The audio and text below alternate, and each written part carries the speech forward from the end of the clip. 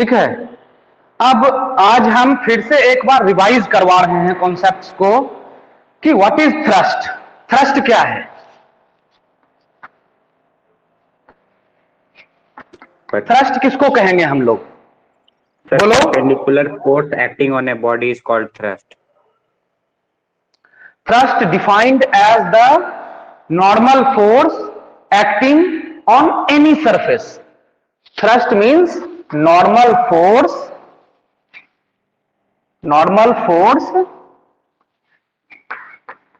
acting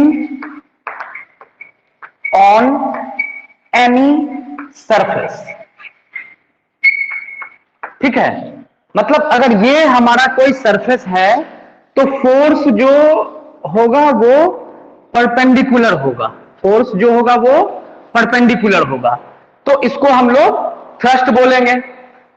अब इसी floor पे अगर हमने किसी ऑब्जेक्ट को प्लेस किया, ठीक, तो इसका वेट जो होगा उसका डायरेक्शन क्या होगा? Perpendicular downwards. ठीक है, तो यहां पे जो आपका वेट हो जाएगा वो भी एक थ्रस्ट का ही रोल प्ले करेगा। ठीक है, तो अगर अब हम आपसे पूछें कि what is the unit of thrust, unit of thrust क्या हो जाएगा अपना? जल्दी जल्दी बताते जाना है।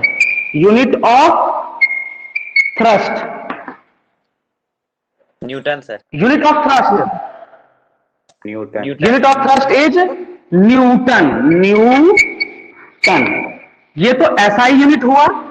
सीजीएस यूनिट क्या हो जाएगा? डाइन। सीजीएस यूनिट हो गया डाइन। ठीक है, और अगर हम एनी अदर यूनिट की बात करें या फिर ग्रेविटेशनल यूनिट ऑफ फोर्स की बात करें या थ्रस्ट की बात करें, तो ग्रेविटेशनल यूनिट ऑफ फोर्स क्या था?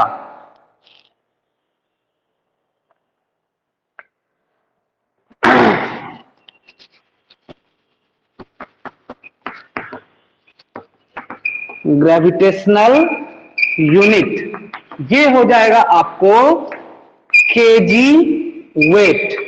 केजी वेट या केजी फोर्स या केजी फोर्स। हाँ बोलो, हाँ बोलो। न्यूटन को डाइन में कन्वर्ट कैसे करना है? न्यूटन को डाइन में कन्वर्ट, ये तो बहुत पुराना वाला सवाल आ गया। ठीक है, आप लोग अपना अपना माइक ऑफ रखो, किसी के पास से इको आ रहा है, ठीक ना? तो हम बताते हैं कि न्यूटन को 1 newton equals to dash dyne. यही सवाल है ना आपका? 1 न्यूटन में कितना डाइन, या न्यूटन को डाइन में कैसे चेंज करेंगे। तो हमको अगर 1 न्यूटन में कितना डाइन होता है ये पता चल जाए तो फिर हम उसी फैक्टर से मल्टीप्लाई करके किसी भी न्यूटन को डाइन में चेंज कर सकते हैं, कितना भी न्यूटन को। ठीक है, तो सबसे पहले न्यूटन जो है हमारा एसआई यूनिट है, तो 1 न्यूटन क्या होता है? Force equals to mass into acceleration. तो फोर्स का अदर यूनिट क्या था? केजी मीटर पर सेकेंड स्क्वायर। क्या था? केजी मीटर पर सेकेंड स्क्वायर। ठीक है, डाइन का यूनिट, डाइन का क्या हो जाएगा? ये सीजीएस यूनिट है, तो ये हो जाएगा ग्राम सेंटीमीटर पर सेकेंड स्क्वायर। यहां तक समझने में कोई परेशानी आप लोगों को? No sir. No sir. तो अब देखो, केजी को ग्राम में कन्वर्ट करेंगे। 1 केजी है, 1 मीटर है, ठीक है, और 1 सेकेंड स्क्वायर है, तो इसको ग्राम में कन्वर्ट करेंगे तो 1 KG equals to 1000 gram. 1 KG equals to 1000 gram. अब 1 metre equals to 100 centimetre. 100 centimetre, ठीक है। तो अब यहां पे हम लोग लिख सकते हैं 1 केजी मीटर पर second square equals to 50 gram centimetre पर सेकेंड स्क्वायर। ठीक है, यानी कि अब हमारे पास आ गया 1 केजी मीटर पर second square equals to 10 to the power 5 gram centimetre पर सेकेंड स्क्वायर। और हम लोग क्या जानते हैं कि केजी मीटर पर सेकेंड स्क्वायर ही न्यूटन है। तो 1 न्यूटन इक्वल्स टू क्या आ गया, 10 to the power 5 gram centimetre पर सेकेंड स्क्वायर, मतलब डाइन। कोई दिक्कत? No sir. No sir. यानी कि हमारे पास फुल एंड फाइनल आ गया 1 newton equals to 10 to the power 5 dyne, 10 to the power 5 dyne. Clear? ठीक है।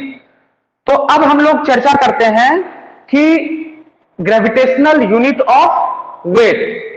तो ग्रेविटेशनल यूनिट ऑफ थ्रस्ट, तो यहां पे आ गया केजी वेट या केजी फोर्स, केजी वेट या केजी फोर्स।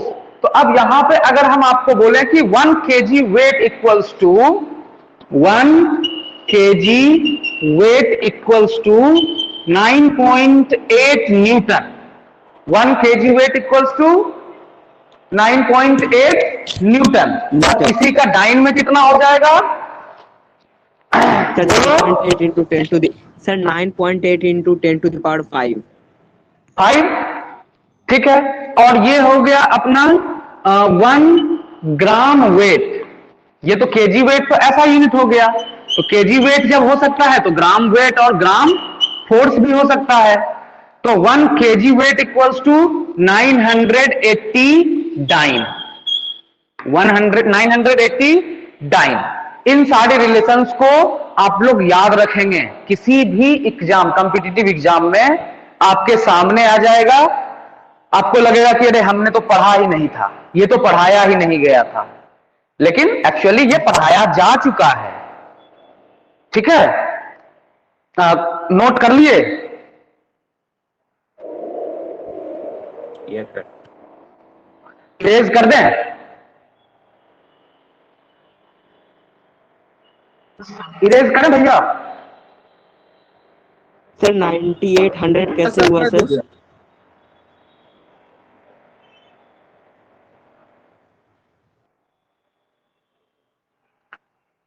ठीक है, इसको डिलीट करते हैं अब।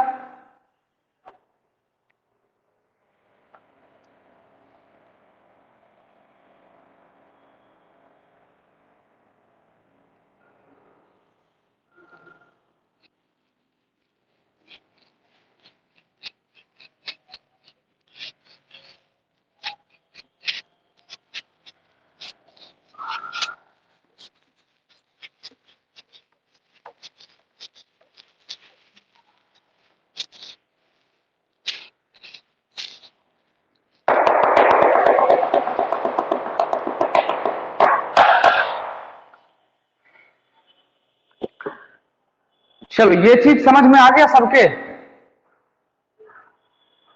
Yes sir. Yes sir. ठीक है। यस। अब हम लोग इसके बाद पढ़े थे प्रेशर। तो प्रेशर को हमने डिफाइन कैसे किया था? Force acting per unit area.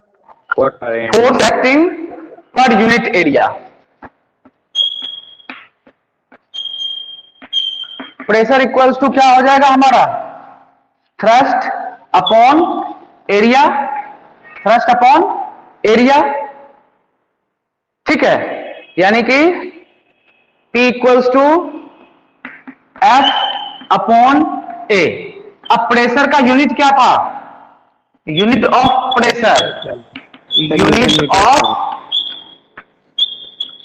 Pressure newton पर मीटर स्क्वायर, या फिर ये तो ऐसा यूनिट हुआ। अगर सीजीएस में जाए तो dine per centimetre square, dine per centimetre square.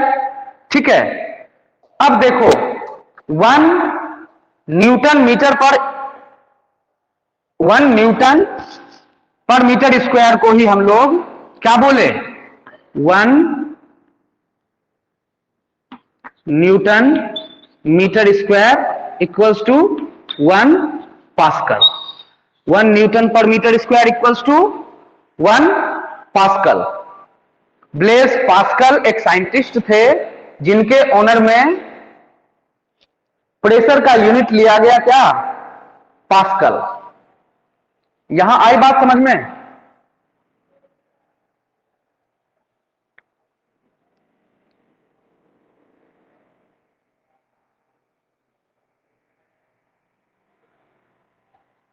अब देखो, अगर हम चर्चा करें यहां पे इन दोनों यूनिट को देखो, 1 न्यूटन पर metre square equals to dash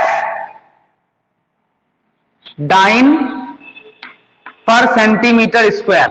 इसको कोई कन्वर्ट करके रिलेशन बता सकता है? इसका रिलेशन आप लोग बता सकते हैं भैया?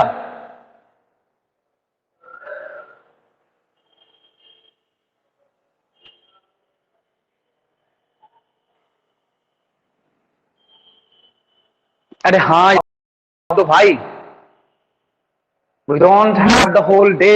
Yes, sir. हाँ तो जल्दी बताओ।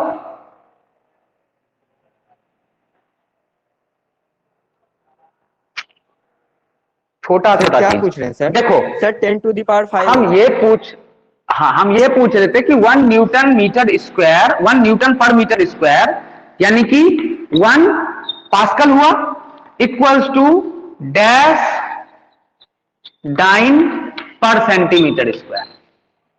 1 पास्कल इक्वल्स टू, हाँ बोलो, 10 to the power 5 9 सेंटीमीटर। ठीक है, थोड़ा सा सोचने का मौका दो। अब जैसे हम सोचने बोलते हैं उसी ढंग से सोचो। We all are knowing that 1 Newton equals to 10 to the power 5 dyne। इस रिलेशन के बारे में तो हमें पता चल गया है। अब 1 मीटर स्क्वायर इक्वल्स टू क्या होगा? 10 to the power 4 centimetre square होगा। इस रिलेशन के बारे में सोच के बताओ। 1 metre square equals to 10 to the power 10 dyne per centimetre square होगा। हाँ, अब देखो ये हो गया 10 to the power 5 upon 10 to the power 4 equals to 10, यानी कि 1 pascal equals to 10 dyne per centimetre square.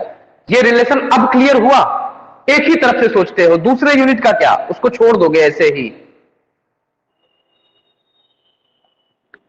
यहां बात समझ में आई?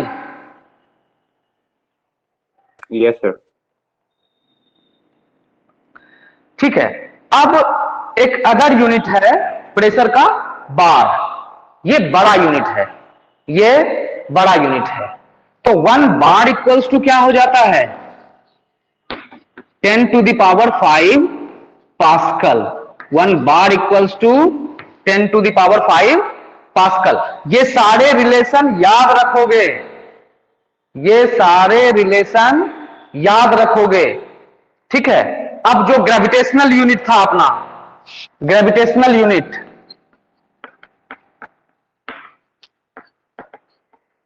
ग्रेविटेशनल यूनिट, इसमें क्या हो जाएगा? प्रेशर का unit kgf per metre square, kg weight per metre square, ठीक है। तो 1 KG weight per metre square equals to dash pascal.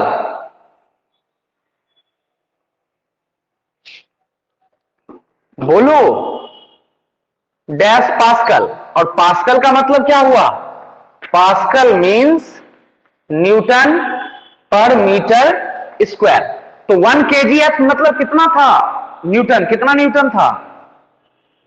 9800। 9800 क्या 9800? यार कहां हो?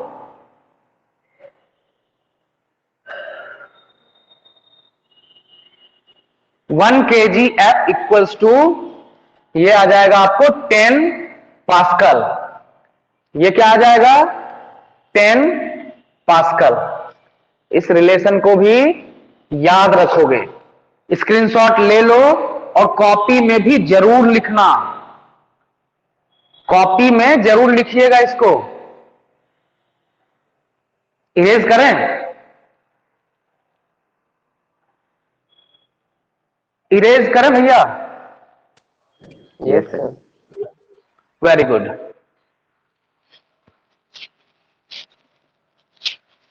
समझ में आ रहा है ना? Yes, sir. हाँ ठीक है।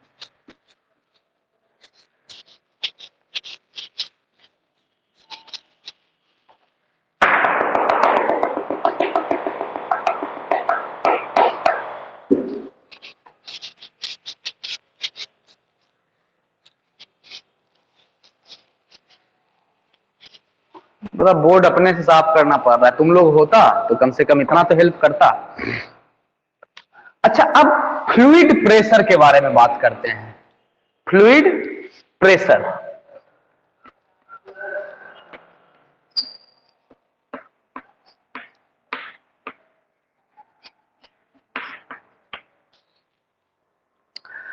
हम लोग जानते हैं, हम लोग इससे पहले भी पढ़ चुके हैं कि अगर किसी भी कंटेनर में हम किसी फ्लूइड को रखते हैं, मान लो कि ये रूम हमारा एक कंटेनर है और यहां पे एक फ्लूइड पैक है जिसको हमने बोला air. Air is a fluid. सबसे पहले फ्लूइड कहते किसको हैं?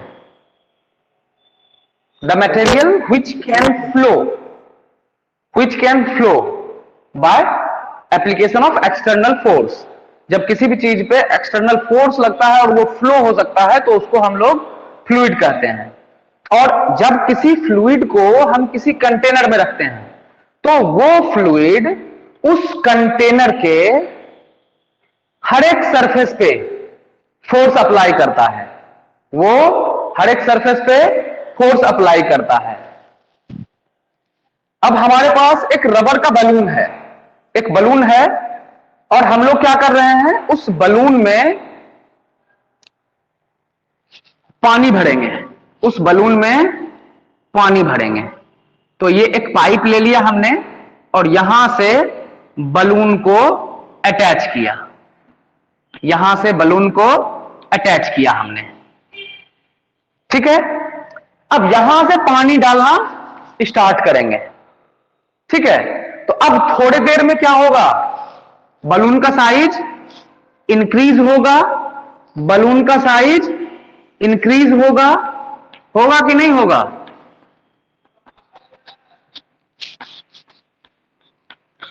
और यहां पे पूरा पानी आ गया। अब यहां पे क्या होगा, ये जो वाटर होगा, वाटर एक फ्लूइड है, अब ये इस बलून में हर डायरेक्शन में फोर्स अप्लाई कर रहा होगा, हर एक डायरेक्शन, ठीक है।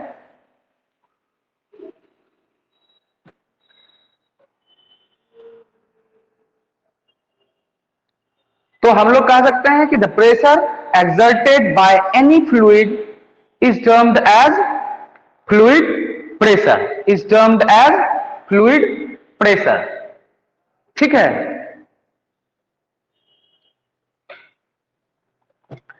अब हमने आपको एक चीज बताया था कि फ्लूइड में प्रेशर जो है वो डेप्थ के साथ साथ इंक्रीज होता है, डेप्थ के साथ साथ इंक्रीज होता है, ठीक है।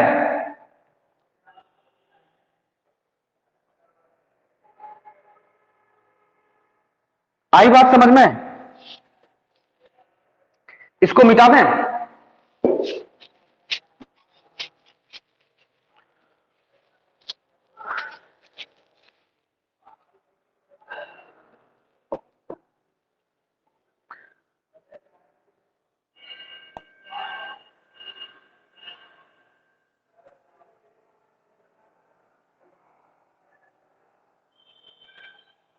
तो अब देखो,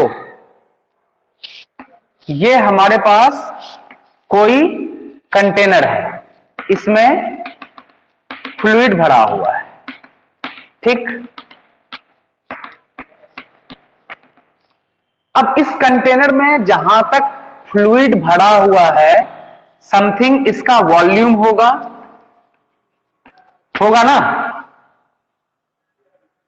और ये जो भी फ्लूइड होगा इसका कुछ डेंसिटी होगा, इसका कुछ डेंसिटी होगा। आप लोग बोल नहीं रहे हैं? यस सर होगा। ठीक है। Yes sir. अब हम लोग जानते हैं कि डेंसिटी इक्वल्स टू क्या होता है? डेंसिटी को रो से डिनोट करते हैं।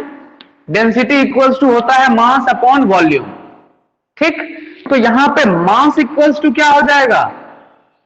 रो इंटू वॉल्यूम, यानी कि डेंसिटी इंटू